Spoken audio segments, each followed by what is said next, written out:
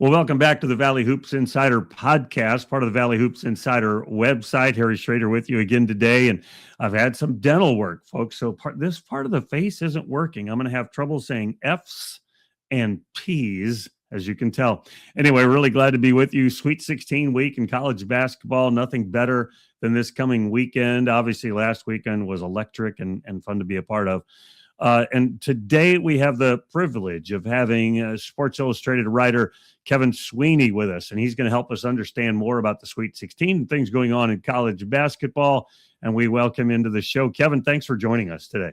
Well, I appreciate you having me. It's great to be with you. You were at Arch Madness, and I'm guessing you were there because, man, Belmont's this budding story, and we're going to cover Belmont. Wow, how fun. Oops, they get beat right away. But the golden nugget hidden away in there is that you had connections to the UIC squad and ended up hanging out with them for the weekend. Tell us a little bit more about that. Read your story. The story was, we'll talk about that in a minute as well, but just talk about that whole journey. Yeah, obviously, if I can make it to a conference tournament the first weekend, I always love to. I'm not always able to because I have to travel the next week usually, but I'm a Chicago guy. The Big Ten tournament was here in my city, and so I said, why not add a couple extra mileage, a little more mileage to the old car for this March, and decided to come down. I'm super glad I did. Obviously, it's an incredible tournament. Having been to a bunch of different leagues and whatnot, like I think the Valley is special in the sense of just like the fans really embrace it. I love the way that like it's just like these are small things, but like the fans at the Valley tournament are as good as any about like sitting in their section and being with others, and you do get that like true like kind of high school tournament feel of like here, like we got the Bradley section here, we've got the UIC guys here, et cetera, which is awesome. So I'm glad I could make the trip. Obviously, as you said, Belmont was an incredible story. I had written about them in early February, and hope to be able to kind of continue that journey with them. And I thought they had a chance if they made it into the NCAA tournament to be really, really dangerous. And unfortunately, in this world, you're only as good as your worst day, and they had a really bad one. And yep. But yeah, it didn't blow up the trip by any stretch. I was happy to be around. I've gotten to know the UIC folks really, really well, and did certainly get to spend some time in the lead up to the championship game with them. And I just and we'll talk about the story as you said in a minute, but I just it was awesome to get the reaction from coaches and whatnot throughout the country and say like, you kind of captured, and now you understand a little bit differently what this time of year is actually like for us. And it's so much more difficult and like mentally taxing and exhausting and just like emotionally like high and low than you could ever imagine. And going through it with them and feeling that even in a small way, obviously it wasn't my team, but that was really cool. And, certainly grateful to those guys that they were as open that they were as open to having me as they were. So I cover the Missouri Valley Conference, mostly the Ohio Valley Conference as well, but the rest of college basketball is kind of a nebulous world to me. I'm a Valley guy through and through. And so in non-conference opportunities, I'm all about the Missouri Valley Conference. I get to Arch Madness and they're all playing one another, right? But and so you're that way, but you're a national guy, you're all over the place. But all of a sudden you get connected to UIC, and you and I were sitting next to each other on press row, and you kind of had a rooting interest because why? Well, now all of a sudden I've got relationship. Now I know what they're feeling. I know what they're thinking about. It really is different, isn't it? Yeah, no question. And look, it's funny because, I grew up just loving college basketball. And I was a Siena fan. I grew up in upstate New York and loved like watched for Fran McCaffrey Siena teams. And that's how I fell in love with the sport. And as I've gotten to cover it, people ask like, oh, do you still root for people? And like, I root for teams. And like, I do root for teams in a sense, like obviously Siena still matters to me. Like my alma mater, Northwestern, like it matters to me, but like what ends up really happening is like, you hope the people you're closest with in the business do well. And that's not like that doesn't mean you can't do your job in like as even keeled away as possible. But like, yeah, like I know the amount of work, and I know I knew what those guys had been through, and I knew what they had like what they were up against when they took the job. And the idea of 2 years later them potentially being in the NCAA tournament would have been unbelievably cool. And so yeah, I would say I was quietly hoping for the Flames, and I do think it would have been a great story as well. Like you do root for the story. That is a real thing. But obviously, however it worked out, it was going to work out, and I was hopeful it would be a powerful story either way, and that's sort of how it wound up going. So you embedded with the Flames for a while. You were practices, film studies, all those kinds of things. How much of a eye-opening experience was that just for you personally? And then tell us a little bit more about the story. Yeah, so I've been around teams probably a little more closely than most writers, because when I was in college, I got to spend a lot of time as a radio broadcaster for Northwestern's women's team. And so like I had been on the plane, I had been on the bus, I had been in the shoot around, and then hadn't been in the locker room, but like I had been, I had been in team dinner, like all of those things. So it wasn't like totally foreign to me. But yeah, the level of access that I had, I had been to UIC practices in the fall and been around them, been to a handful of their games, like have a pretty good relationship, as I said, with their staff, and like know what's going on. But then to take it to another level in the really like the 20 hours from winning this huge game against Drake in the semifinals to losing to Northern Iowa and everything that came with that, from literally walking into the locker room with them after the game on Saturday against Drake to walking with them down the tunnel to the locker room the moment they lost. I mean, it is a unique experience, very eye-opening. Watching the prep, I think, was probably the coolest part, and like what actually gets done. I think what gets presented to the team was probably like maybe the most interesting part, and I'm not sure how much of that I was really able to convey in the story. But like, you think about this, like it's the biggest game you're ever going to play. And my guess is UIC, and this is not rare, like I talked to a lot of people who do it similarly. My guess is UIC's players watched 40 to 50 total clips of Northern Iowa before the game, right? Like you really, as a head coach and your staff, like you have to whittle down the amount of information that you're presenting to your guys, and making sure, like, number one, like you have to be you, like you can't completely rip up how you've played all year. Like you have to, especially in tournament settings, you get to really lean on like the things that have gotten you to that point, and like you play your best versus they play their best, and hope that your best wins out. And then just like, again, you're hunting like the tendencies and the few things that have worked in the previous meetings. You hope that your players remember a lot of those things. Like, hey, like when we played Trey Campbell, he was great at X, Y, and Z. When we played Tristan Smith, he was great at X, Y, and Z. And so like understanding how do we actually prepare for the game? Here's all the information we have as coaches. How do we whittle that down to like the few very important essential nuggets that the players need? That I think was probably like the most fascinating part of it, as well as all the like logistical things. Like when do we tell the kids to go to bed? Should we take their phones away? Should we, like, when should they eat? If they're going to eat breakfast, how early do they have to eat breakfast? Like, this is the most important game of their lives. And like a lot of this has to get decided somewhat on the fly, because you really didn't know your schedule until you won the games. Crazy. Such a great opportunity. And I thought your story was amazing, because you were letting us in on all of those details, as well as just some of the emotive parts for the players and the coaches and their own reactions and nervousness ahead of time. Yeah, no, I mean, that was obviously a unique part of it. And again, I think it's part of where like the relationship piece I have with them was most valuable. Was I felt like they, like, no one acted different around me. Like it wasn't weird that I was in the room in a lot of ways. And that's, I mean, kind of strange, but like quite literally, like I sat with them as they built the scout, as they watched Northern Iowa versus Bradley was the semifinal. Yeah. I literally, because of the Zach Bryan concert, which you may have also experienced the difficulties of, the traffic in St. Louis was a problem. The Ubers were a mess. So I was actually tasked with driving them in my car from the arena to their hotel, even though I was not staying at said hotel, and had to, I had to valet the car with the hotel, and they were like, "What room are you in?" And I didn't have an answer to that, like things like I was like, UIC, like we'll figure it out. So I may owe the state of Illinois like $20 for valet parking, but we'll worry about that at a later date.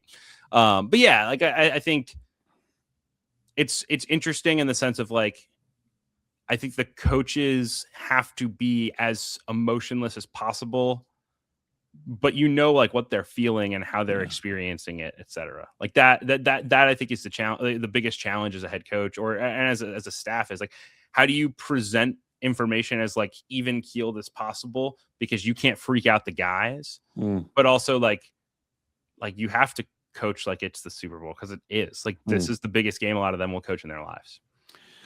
And it was a great piece, and people can go back to Sports Illustrated, the website there, and find it. You'll love it. If you're a basketball junkie at all, you will love that story and getting to know more of that. Just this last week, they announced the U.S. Basketball Writers Association. I'm a member. Announced that Kevin Sweeney is the Rising Star Award winner for writers. How did that come about? Tell us a little bit about that. Yeah, I mean, I'm obviously super grateful. It wasn't. I didn't have to apply. You weren't campaigning. Yeah, no campaign. I didn't get a flyer in the mail or anything. Once I knew who was really making these decisions, I'm very shocked they actually gave it to me because, my guy, Norlander and Borzello and Fanta, like I can't imagine they were thrilled to be handing me an award. But those are my guys. I'm super grateful for them. And look, the thing I would say, is like. I feel like I've been in this a really long time. It's been about 10 years since I started blogging and being around the game in some form. And this is my 5th year at SI. And, I think it's weird to say like, oh, I feel like I'm kind of coming into my own now. But I do think over the last year or so, like, I do think like a lot of the things that I've like angled for, I feel like I'm starting to get. And that's not something that I'm trying to think of the best way of putting it. Like, it's not something that you think about in the moment, but then like you walk around certain events or certain days, or you sit back after a day of work and you're like I couldn't have done that a year ago. I couldn't have done that 3 years ago. And, I think throughout this season, there have been a lot of those moments. And so obviously unbelievably grateful for the award. And, hopeful that I can kind of continue that. My goal is to do, interesting and compelling work that like shows people a different side of the college basketball world. And I think I'm in a relatively unique position to do that because of the relationships I have, because I'm younger and because I'm not as grounded in like the old ways of college basketball. Right. And like I think I can provide a different perspective on how rosters are built. I think I can provide a different perspective on how jobs are perceived, et cetera, than, some of my peers. And so my goal is to keep doing that. Obviously the honor is incredible. And I hope that it is in fact a rising star and that this is not the peak. Although this isn't the ceiling, right? Yeah. One of your recent pieces, it might be the most recent, but you talked about is, Cinderella maybe being dead and all of that. And that's a big topic of conversation across the country, and no mid-majors in the Sweet 16, all of those kinds of things. And you pose a number of thoughts about that, both the NIL and transfer stuff, but also because of that, players are staying in college basketball. I think that might be maybe the biggest factor. But then you also talk about the stylistic changes. A lot of these programs are going to bigger players. I was here in St. Louis watching the last round, and Purdue's got monsters everywhere. And so the game might also be changing as well. Yeah, look, I think it's really easy to say that NIL and the portal are the drivers of this. And I don't think it's wrong to say that they are significant factors. I also think that they feed into a lot of the other things that have changed as well. Like the best teams are better. Why? Well, they can keep guys in college longer. Like there is more talent in college basketball than ever before. And I think that is in large part because the top of the sport has resources to keep guys in school, right? Like I was with Florida all weekend in Tampa. Like Florida has 2 guys on their roster who would have left for the NBA in a previous world and didn't because they're millionaires playing college basketball. That's the reality of that. But, I also think because of some of those changes in talent, there's a lot of other things that have shifted as well, right? As you said, the roster building stuff is a big part of it. I think teams are a lot more like analytically minded now. There's less stylistic diversity throughout college basketball now. I think the best teams win a certain way, and a lot of that is playing bigger, dominating the rim, protecting the paint, and then being great on the offensive glass. Like I think when the best teams all play a certain way, it's harder. Like, and when mid-major teams, quite frankly, a lot of them play more similarly. Like we don't live in a world where, like you have Pete Carrill, Princeton playing ridiculously slow and cutting off the ball, and then this team playing track meets and this team doing like it's a different environment now. And I think that probably removed some of the variance of the tournament as well. I don't think Cinderella is dead forever. I think there will be opportunities for these things. It feels really stupid to decide that there will never be a Cinderella again when Siena with 5 players nearly beat the number 1 overall seed in the tournament. Like it is funny that like the narrative is like, well, this will never happen again. Like Siena was a missed dunk away from being up 15 in the second half against one of the best teams analytically in the history of the sport. Like that's insane. So I do think it'll happen still. I think it'll be harder, especially if there aren't some rule changes that level the playing field in some way. But yeah, I think it's more complicated than simply, well, the big schools have the most money and the most resources, et cetera. So, well, they had the most money and the most resources before all of this. Correct. So correct. I think the instant transfer, and you can transfer every year, is a bigger issue. I mean, a gigantic issue in all of this as well. You also mentioned that in your article that about the elevation of the Ken Pom numbers, and do you tie that to the guys just sticking around, more talented players sticking in with college basketball? I think it's again, I think it's for sort of the combination of, I think we have a new wave of elite coaches who are thinking about the game in a different way, and are building teams meant to be unbelievably efficient. So I think that's part of it. I think part of it's the talent level. I think the other part is that it is like the Ken Pom adjusted analytic. It's a adjusted net rating, essentially. That is basically built around them compared to an average team in Division One. And I think an average team in Division One is worse than it was a few years ago because their rosters are getting rated. They have less continuity. They have less size. If you talk to high major coaches who play bye games in the early part of the year, I got a lot of calls in November basically being like, man, some of these teams that clearly don't have much or any NIL, like, I don't know what they're doing out here, man. Like, I don't know what these rosters are horrible. Like, this isn't Division One basketball that I'm watching, and so I think there's been an adjustment there. And so that also makes the best of the best look better. But I do think I do think the best teams are better than they ever have been, but I also think the middle and bottom are worse. Iowa State is in the Sweet 16. Nate Heisey plays for them, and Tennessee's in the Sweet 16. Nate Heisey from Northern Iowa. Jacoby Gillespie from Belmont is at Tennessee. Rink Mast is playing for Nebraska. The whole Drake team is at Iowa. It really is different now for the mid-majors because of the instant transfer. People, I think, move more easily as well. And my poor Missouri Valley Conference has lost so many good players and coaches, Matt Painters at Purdue and so forth. What is the recourse for the Missouri Valley Conference? How do you see their trajectory and what's next for them? Yeah, I mean, look, I wish I could say it's as simple as like, oh, bide your time and it'll be better. Or, oh, you'll, the Valley schools just go. You got to go raise $10 million. Like right. We're in a different landscape now. And Missouri Valley schools, I think in part because, as you said, a lot of these guys have been so successful, like they're the most desirable. Like I'm not going to reveal who, but like I know of a coaching staff. I know there's a big story about the Atlantic Sun tournament and the Queens coach calling out Auburn for having a guy there. Like I'm going to sit there and tell you there were multiple college coaches that I saw in the crowd, much more incognito than the Auburn guy was, but like in the crowd to watch, just like there were NBA scouts there. Like the talent in the Valley is real. People want to be a part of it. And, I think the most important thing for Valley schools, at least in the current moment, is like, how can we convince guys that this is the right place for them to get better as basketball players and be most ready to make the jump, right? Like Rink Mast was ready. Like Rink Mast got to Nebraska and was immediately an impact starter.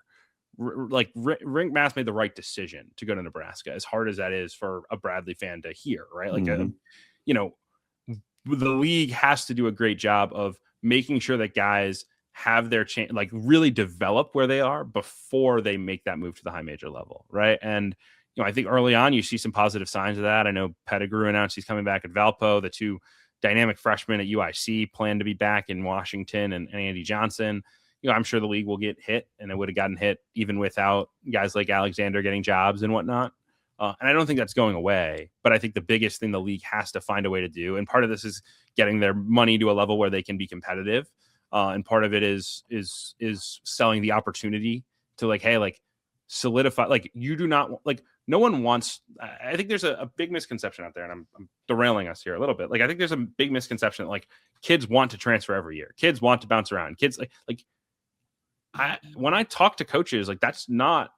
Like that, and I talk to players, like that's not what they want. Like players want to be in good situations where they know they're going to succeed, and they want to be well compensated for it, right? And obviously, there will be some kids that will move schools, whatever it takes to get the biggest dollar every year, and it's hard to like argue with that in the current landscape. Sure. But most kids, like if you can present a good package for and a good case for why they should stay, they're going to want to stay at least until it becomes overwhelming, right? Like if I'm Rob Eason right now, like, yeah, a part of my pitch to Andy Johnson, Rashawn Washington is like, you can either transfer now and hopefully end up in a good situation and develop there, or you can come back and achieve everything you wanted to achieve here, win the conference, be a player of the year candidate, put up your numbers, get better as a player where we're pouring into you every day. Like you are our biggest priority. And then in a year, we can have the conversation again. If it's undeniable, if it's like it was for Rink Mast, if it's like it was for Jacoby Gillespie, then we have to have then like, who would I be to stop you? Why? Like I wouldn't stop myself. So why would I stop you? I think that's where you have to hope you get to as a program. And the question is, can you get guys who are bought in enough on your vision to do that? And I think so far the Valley schools have done a really good job of that. Yeah, and those kids have to trust their coach that he really does have their best interests at heart, and lots of obviously we think most of those guys do. Before I let you go, most compelling matchups here in the Sweet 16 games to you. Thoughts about what's ahead of us? We could break down how Florida should have stopped Iowa. I don't care about any of that. What's in front of us? Yeah, I think super excited about the Illinois-Houston game. I think that'll be a monster showdown. It's a great contrast in styles, skill and shooting versus physicality and defensive energy for Houston. Obviously, Duke and St. John's is an incredible matchup. Brands, history, coaches. I mean, you can't argue with that. And then the ACUF and Arkansas battle with Arizona, who's been so good throughout this year and throughout this tournament, is as good as it gets. So I know that it makes for a tough week one storyline of where's Cinderella, etc. But I mean, the brands and the talent we have on display this weekend should be absolutely special, and certainly looking forward to watching. Yeah, when I think about it, I'm a fan of the Cinderella, of course, like everybody else. But right now you have the best of the best out there. I mean, minus Florida, you've got the best of the best, and you're going to see high level basketball. And am I right? It is so darn physical. Yeah. The basketball brand today is just warlike, more than I can remember watching it for a long, long time. Yeah, again, the pendulum just kind of swings back and forth. And a few years ago, I think it was like, how can we be as skilled as possible? How can we shoot as many threes? That's like the analytics, et cetera. And now I think it's swung back of like the best way to win the analytics is to win the possession game, and that's rebounding and turnovers. And you do that by building the football team out there, right? And that's like you watch the best teams, they have unbelievable size and unbelievable physicality. So it'll be a fascinating second weekend. And I certainly think that this is like the direction everyone's heading. Like I would tell you that, I would tell you when I talk to coaches about roster building, like the schools that aren't big right now are trying to get big. Like everybody wants the football team, and we'll see if they can make it happen. Well, we saw it with Michigan and St. Louis U. I mean, St. Louis U had great skill, but after a while, they just had no chance. I mean, the game got away from them. The size was just so different. Yeah. No, it's a different world. And, the funny thing is, like, if you watched SLU against a lot of Atlantic 10 teams, it was like, man, look at the size of their wings, look at their athleticism. Yeah, you're playing a different sport when you go play Michigan. And then a lot of people looked like that. Let's be very clear. There were a lot of Big Ten teams that looked like that against Michigan, but they're really good. But yeah, you're competing against a different level of size, physicality, athleticism, and talent. And, you're going to need something special to knock that off. Very, very different. Where will you be this weekend? Will you be staying home? Yeah, staying home. Chicago should be a couple of great games, and certainly looking forward to being in my home city and sleep in my own bed afterwards. I look forward to seeing you. I'm coming up on Wednesday. Great. Appreciate Kevin Sweeney, Sports Illustrated. Go to the website there, read his stuff. He's spectacular and officially now a rising star in the business. So congratulations to him. Folks, thanks for watching. Don't forget, like, subscribe here on the YouTube channel, and come back as often as you would like. And remember, since you've been there, make it a better place. We'll see you again real soon.